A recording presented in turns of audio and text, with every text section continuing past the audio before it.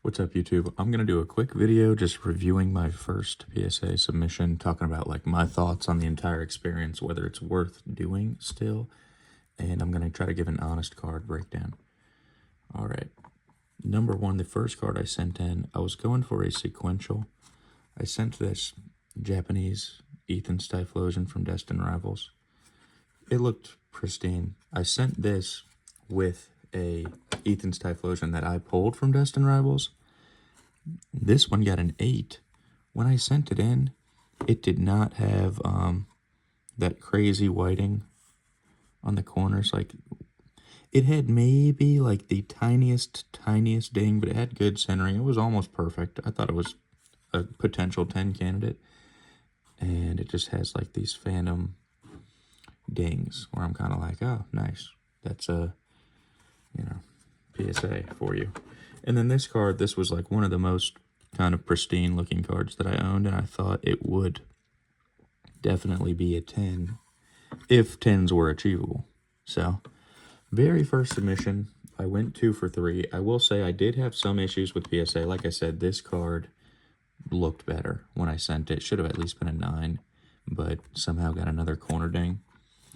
Also, the first time that I shipped my cards to PSA, because I used some colored tape and some clear tape, they rejected the box for evidence of tampering, possibly. I had cards sent back to me. There were no issues with the cards at all, but talk about a complete pain where your cards arrive in California and it's been weeks and then they reject them and you think that somebody stole them, but they ended up getting shipped back to me perfectly fine. It's just, if you don't follow the PSA box guidelines and use that brown tape, exactly only that brown tape for the whole box, they will reject your cards. Even if they're cheap cards, they have to, treat everything like it's going to be a high-end card.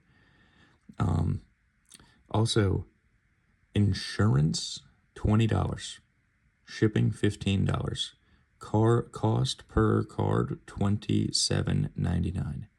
To grade these 3 cards, which this was like a $10 card that's now like a $50, $60 card. This card was going for like $100, but now is going for around 80. And then this card, you almost lose value getting an 8.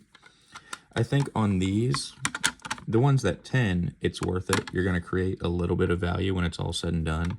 But it was $100 for 3 cards, which is pretty expensive. So is it worth it still if you're grading cards that aren't super expensive? I don't know. Maybe these should be thrown into a bulk order. Maybe it's better to grade, 25 cards at a time. But with some of my more expensive cards, I don't know how I feel. With all the people having cards get stolen nowadays, it's kind of like, do you want to risk shipping 25 cards at once that are worth, $3 grand or something?